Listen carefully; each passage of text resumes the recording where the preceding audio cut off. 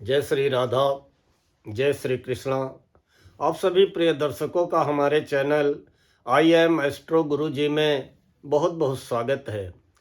प्रिय दर्शकों, आज विवेचना करेंगे तुला राशि की कि तुला राशि वालों का, जिसे अंग्रेजी में लिब्रा बोलते हैं, तो तुला राशि वालों का ये वर्ष 2024 कैसा जाएगा, कैसी परिस्थितियां बनेंगी, क्या अनुकूलता या प्रतिकूलता इस वर्ष प्राप्त होगी।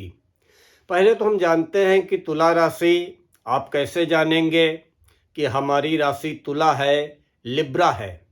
अगर आपके राशि के नाम का, अगर आपको राशि का नाम नहीं ज्ञात है, तो अपने प्रचलित नाम का अगर पहला अक्षर रा, री, रू, रे, रो, ता, ती, तू, ते, अगर इनसे आपका नाम प्रारंभ होता है तो आपकी तुला राशि होगी, लिब्रा राशि होगी। प्रिय दर्शकों, तुला राशि का प्रतीक चिन्ह क्या है? तराजू। तुला को कहते हैं तराजू। तो जब आपकी राशि का प्रतीक चिन्ह ही तराजू है तो स्वाभाविक है कि तुला राशि के जितने दर्शक होंगे वो तराजू का मतलब है व्यापार। तो तुला राशि के अधिकांश दर्शक व्यापार प्रिय होंगे, व्यापार करने वाले होंगे, व्यापार को पसंद करने वाले होंगे।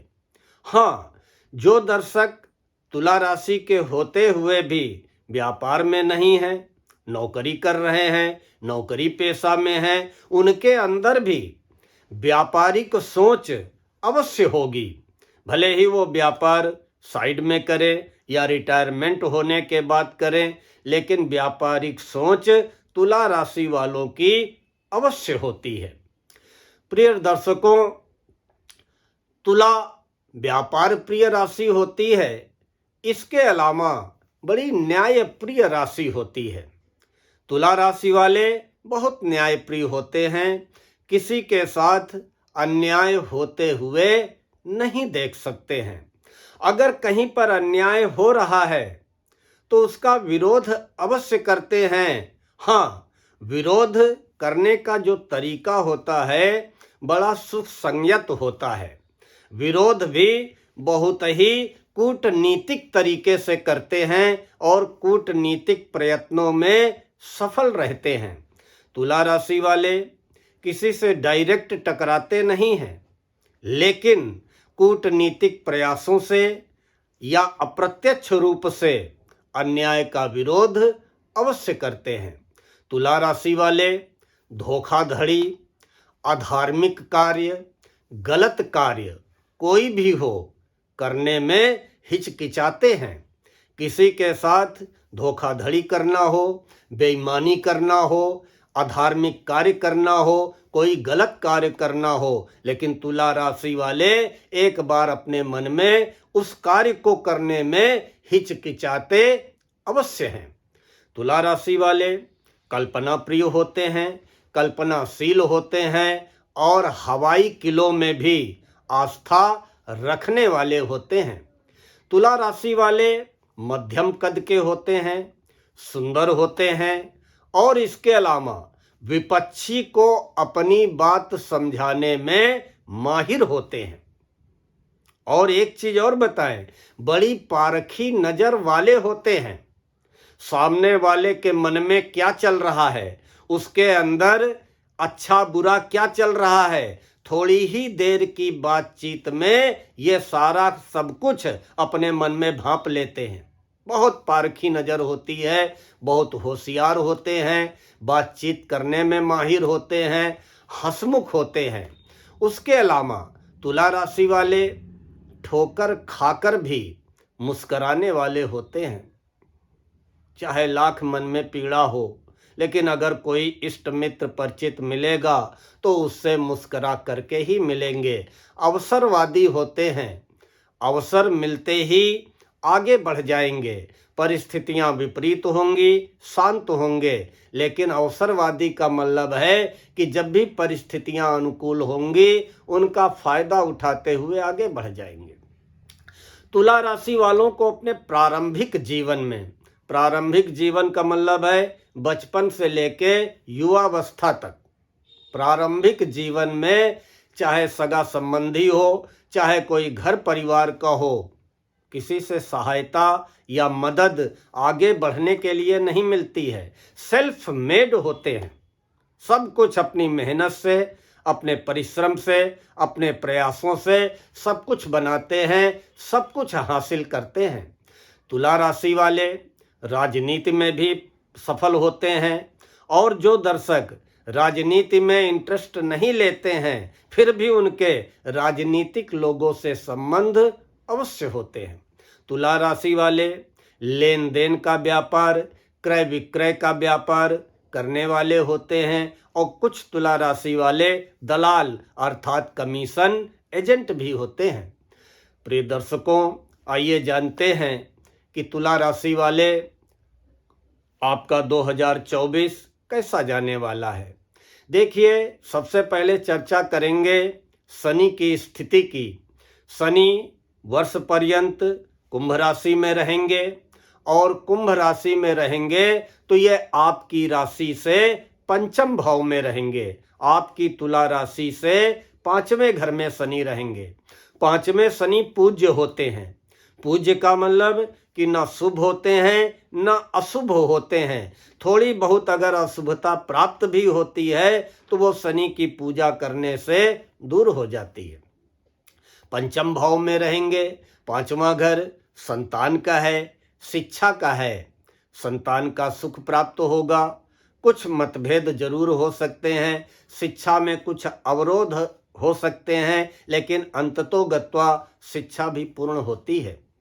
लेकिन पंचम भाव में बैठकर, आपकी राशि से पांचवें घर में बैठकर शनि जहां जहां दृष्टियां डाल रहे हैं, उन भावों से संबंधित, उन घरों से संबंधित कुछ परेशानियां अवश्य पैदा करने वाले हैं। शनि जहां पर बैठते हैं वहां से तीसरे घर को, सातवें घर को, 10वें घर को पूर्ण दृष्टि से देखते हैं। तुला राशि वालों, शनि पांचवें घर में बैठ करके तीसरी पूर्ण दृष्टि से सप्तम भाव को देख रहे हैं। सातवां घर दाम्पत्य जीवन का होता है, साझीदारी का होता है, चाहे वो लाइफ पार्टनर हो चाहे बिजनेस पार्टनर हो। वैसे तो 30 अप्रैल तक आपके सातवें घर में गुरु विराजमान हैं, जो कि बहुत ही संतुलन का काम कर रहे हैं, लेकिन फिर भी शनि की दृष्टि सप्तम भाव में पड़ रही है, जहां पर कि शनि की नीच राशि मेष 1 का अंक होगा।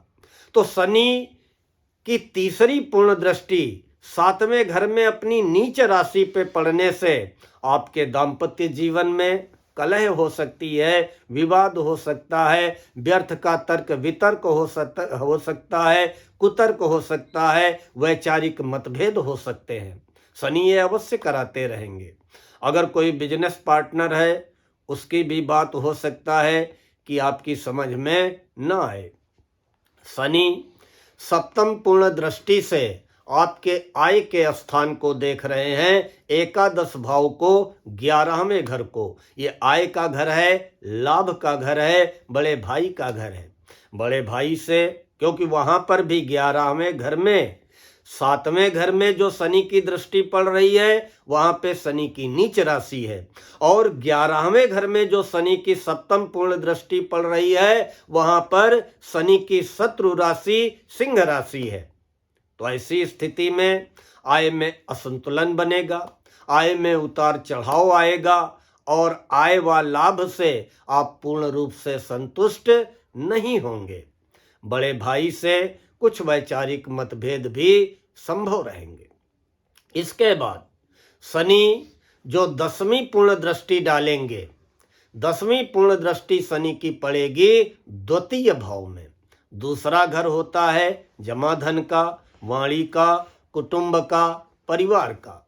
तो शनि की दशम पूर्ण दृष्टि जो आपके द्वितीय भाव में पड़ रही है, जमा धन पे पड़ रही है, तो जमा धन जैसा आप चाहते हैं वैसा इस वर्ष पर्यंत जमा धन होने वाला नहीं है। धन तो आएगा, आय होगी, लेकिन व्यय के भी अनेक रास्ते बन जाएंगे, या जो कुछ जमा धन है अचानक एकाएक किसी कारण से आपको खर्च भी करना पड़ सकता है। लेकिन परेशान होने की जरूरत नहीं है।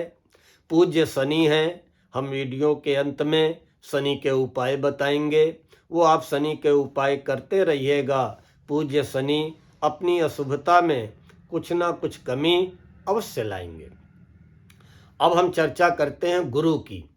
गुरु आपकी राशि से सप्तम भाव में है, क्योंकि इस समय गुरु मेष राशि में विराजमान है और मेष राशि में गुरु 30 अप्रैल तक रहेंगे। तो 30 अप्रैल 2024 तक गुरु आपकी राशि से सप्तम भाव में है, और सप्तम भाव में गुरु की उपस्थिति आपके दाम्पत्य जीवन में संतुलन बनाए रखेगी। साझीदारी, जो आपका पार्टनर होगा, साझीदार होगा, उसके साथ भी गुरु की उपस्थिति संतुलन बनाए रखेगी। और सप्तम भाव में बैठ करके आइए जानते हैं कि गुरु अपनी कहाँ कहाँ पे अमृत दृष्टि डाल करके आपको लाभान्वित करने वाले हैं। गुरु जहाँ पर बैठते हैं वहाँ से 5वें घर को, 7वें घर को, 9वें घर को पूर्ण दृष्टि से देखते हैं। प्रिय दर्शकों, सप्तम भाव में बैठ करके गुरु अपनी पंचम पूर्ण दृष्टि आपके आय के भाव में डालेंगे। वहां पे शनि की सप्तम पूर्ण दृष्टि पड़ रही है, लेकिन गुरु की पंचम पूर्ण दृष्टि 30 अप्रैल तक आय के स्थान पे पड़ेगी। तो जितना शनि आय व लाभ में असंतुलन बनाने का प्रयास करेंगे, उतना ही गुरु की अमृत दृष्टि संतुलन बना देगी। काफी आपको गुरु की इस दृष्टि से राहत प्राप्त होगी। लेकिन ये राहत कब तक है? 30 अप्रैल तक है। 1 मई को गुरु राशि परिवर्तन करके वृषभ राशि में प्रवेश कर जाएंगे। खैर, वो हम बाद में चर्चा करते हैं। इसके बाद गुरु सप्तम पूर्ण दृष्टि से प्रथम भाव को देखेंगे, आपकी राशि को देखेंगे, लग्न को देखेंगे, अर्थात आपके शरीर को देखेंगे। गुरु की लग्न पे दृष्टि आपको स्वस्थ रखेगी, मस्त रखेगी, और कोई भी गलत विचार मन में नहीं आने देगी, धर्म कर्म की ओर आपको प्रेरित करेगी। उसके बाद गुरु नवम पूर्ण दृष्टि से आपके तीसरे घर को देखेंगे। तीसरा घर छोटे भाई बहनों का होता है, मित्रों का होता है, पराक्रम का होता है। आपके पराक्रम में वृद्धि होगी, आपके पुरुषार्थ में वृद्धि होगी, और छोटे भाई बहनों का सहयोग मिलेगा, मित्रों का पूरा सहयोग प्राप्त होगा। लेकिन यही गुरु 1 मई को जब वृषभ राशि में प्रवेश करेंगे, तो तुला राशि वालों 1 मई से लेकर के वर्ष पर्यंत गुरु आपकी राशि से 8वें हो जाएंगे, अष्टम भाव में प्रवेश कर जाएंगे। और 8वीं बृहस्पति, 8वें गुरु स्वास्थ्य के लिए, संतान के लिए, धन के लिए बहुत अच्छे नहीं माने गए हैं। इसलिए 1 मई से लेकर के वर्ष पर्यंत आप अपने स्वास्थ्य का बहुत ज्यादा ख्याल रखिए। गुरु बीमारी जब भी कोई देते हैं तो केवल पेट से संबंधित दिक्कत ही प्रदान करते हैं। इसलिए अपने खान पान पे, आहार विहार में पूरा ध्यान रखें, पूरी सावधानी बरतें, अन्यथा स्वास्थ्य को लेकर के 1 मई से आपके सामने चुनौतियां खड़ी हो सकती हैं। वैसे हम गुरु के भी उपाय बताएंगे, जो कि आप 1 मई से करना प्रारंभ कर देंगे तो काफी आपको अपने स्वास्थ्य को लेकर के राहत मिलेगी। अब आइए जानते हैं कि 1 मई से जब गुरु राशि परिवर्तन करके आपकी राशि से 8वें हो जाएंगे, तो फिर किन किन भावों में गुरु की दृष्टि पड़ेगी और वो अमृत दृष्टि किन किन भावों को लाभान्वित करते हुए आपको लाभान्वित करेगी। गुरु अष्टम भाव में जब 1 मई को हो जाएंगे तो अपनी पंचम पूर्ण दृष्टि से 12वें घर को देखेंगे। 12वां घर कुंडली का व्यय का होता है, विदेश का होता है, दूर दराज बाहरी संबंधों का होता है। तो व्यय तो कराएंगे, लेकिन शुभ कार्यों में व्यय कराएंगे।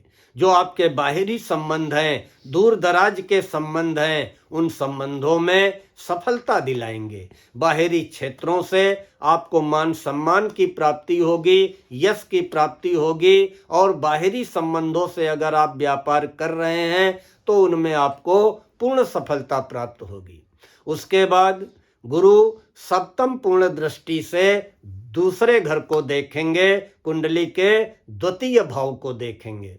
दूसरा घर जमा धन का होता है, तो 1 मई से गुरु आपके जमा धन में वृद्धि करेंगे, आपकी वाणी में गंभीरता लाएंगे, आपको कुटुंब परिवार का सुख प्राप्त होगा।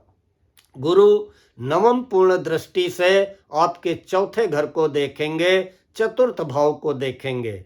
चौथा घर भूमि भवन वाहन माँ के सुख का होता है, जमीन जायदाद का होता है, तो भूमि भवन वाहन माँ के सुख में वृद्धि होगी। 1 मई से लेकर के वर्ष पर्यंत आपको अगर कोई जमीन जायदाद का विवाद है, उसमें आपको सफलता प्राप्त होगी। कोई आपकी जमीन जायदाद या मकान बेचना चाहते हैं, नहीं बिक रहा है, या खरीदना चाहते हैं, नहीं खरीद पा रहे हैं, तो इन सभी कार्यों में सफलता मिलेगी और जमीन जायदाद, भूमि भवन मकान को लेकर के जो भी अवरोध हैं वो सारे अवरोध समाप्त हो जाएंगे। प्रिय दर्शकों, अब स्थिति जानते हैं राहु की।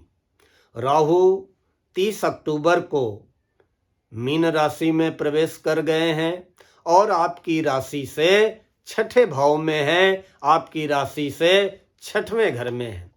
छठा घर रोग ऋण शत्रु का होता है, तो स्वाभाविक है कि आने वाले पूरे वर्ष पर्यंत छठे भाव में राहु की उपस्थिति रोग ऋण शत्रुओं का नाश करेगी और आपको परिश्रम का पूरा फल प्राप्त होगा। केतु आपकी राशि से 12वें घर में विराजमान है, क्योंकि जब राहु मीन राशि में प्रवेश किए तो केतु कन्या राशि में प्रवेश कर गए। तो केतु आपकी राशि से 12वें घर में है। 12वां घर विदेश का होता है। स्वाभाविक है कि आपकी यश पताका आपके जन्म स्थान पे भले ही न फैले, लेकिन बाहरी क्षेत्रों में, दूर दराज के क्षेत्रों में अवश्य आपका नाम होगा, अवश्य आपका व्यापार चमकेगा।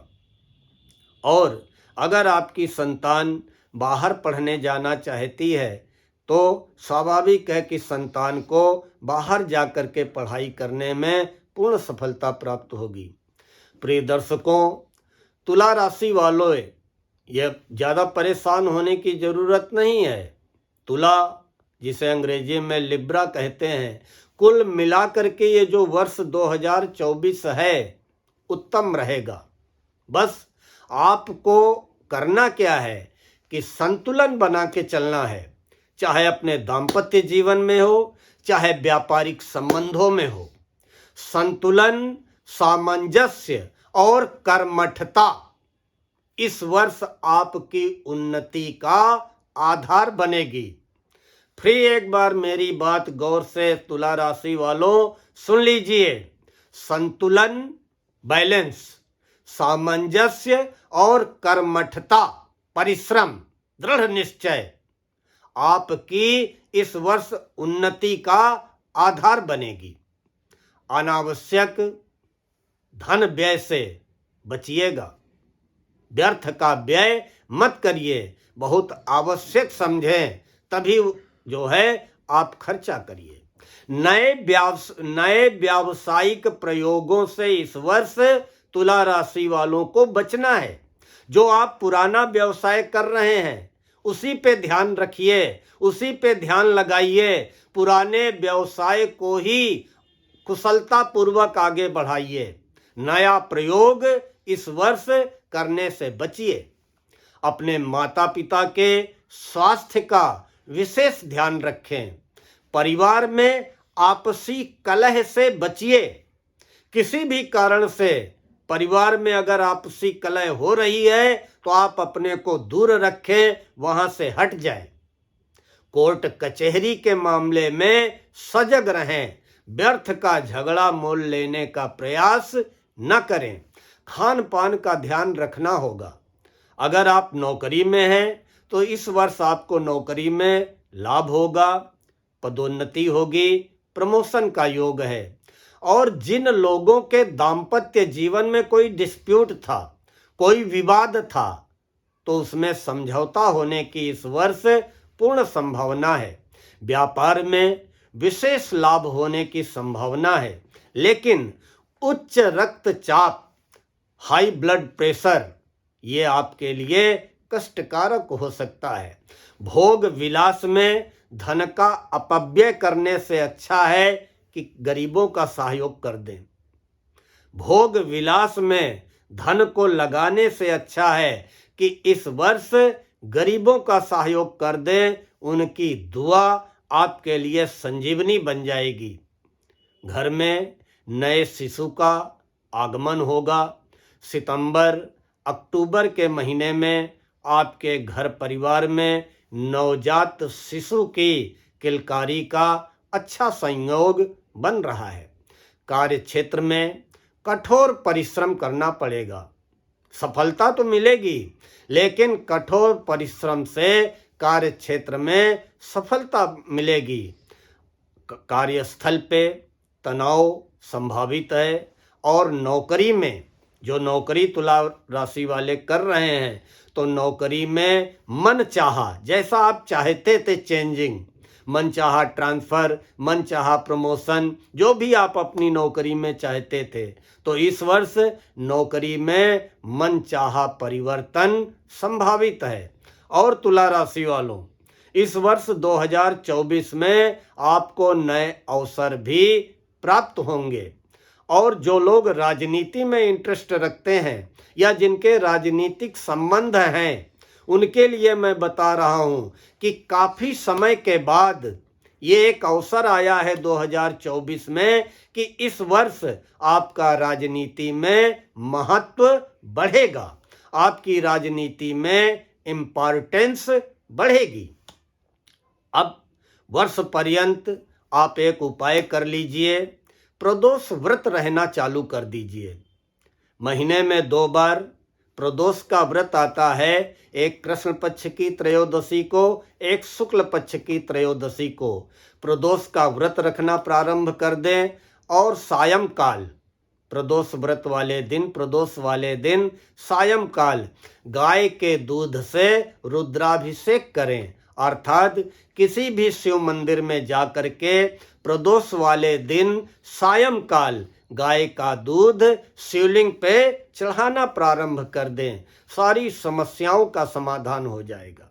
जहाँ तक शनि की बात है, तो हमने बताया था कि शनि पूज्य हैं और अपनी दृष्टियों से आपके सप्तम भाव को, अर्थात दाम्पत्य जीवन को, भागीदारी को और आपकी आय को प्रभावित करेंगे, आपके जमा धन को प्रभावित करेंगे।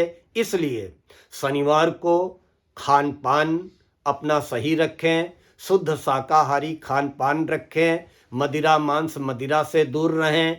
शनिवार को बिल्कुल ब्रह्मचर्य का पालन करते हुए सुबह स्टील के लोटे से काले तिल मिलाकर पीपल के वृक्ष में पश्चिम की ओर मुंह करके जल चढ़ाएं।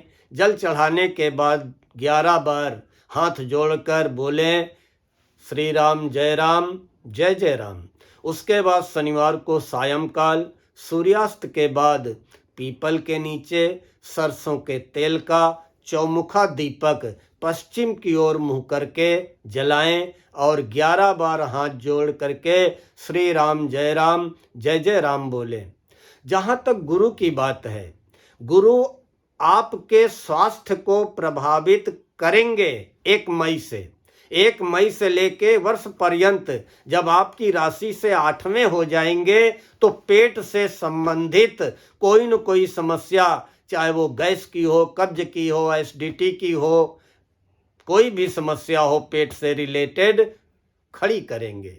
तो जब आपको लगे, और लगे या न लगे, 1 मई से लेके वर्ष पर्यंत हर गुरुवार किसी ब्राह्मण को या मंदिर के पुजारी को पीले फल, केला वगैरह दान कर दीजिए, कभी चने की दाल दान कर दीजिए, और हर गुरुवार को केसर का अपने मस्तक पे एक टीका लगाएं, केले के वृक्ष पे जल चढ़ाएं, देसी घी का दीपक जलाएं और ओम नमो भगवते वासुदेवाय का जाप करें। हर प्रकार की समस्या का समाधान होगा और परमात्मा आपकी समस्त मनोकामनाएं पूरी करेगा। प्रिय दर्शकों, हमें विश्वास है कि आज का ये वीडियो आप सभी को पसंद आया होगा। अगर पसंद आया हो तो लाइक व कमेंट अवश्य करें, अपने इष्ट मित्रों को आगे फॉरवर्ड अवश्य करें। हमारे जिन प्रिय दर्शकों ने अभी तक हमारे चैनल को सब्सक्राइब न किया हो, सब्सक्राइब अवश्य कर लें, बेल आइकन जरूर दबा दें ताकि आगे आने वाले वीडियोज के नोटिफिकेशन आपको बराबर प्राप्त होते रहें। मिलते हैं अगला वीडियो वृश्चिक राशि वालों का लेकर के। तब तक के लिए जय श्री राधा, जय श्री कृष्ण।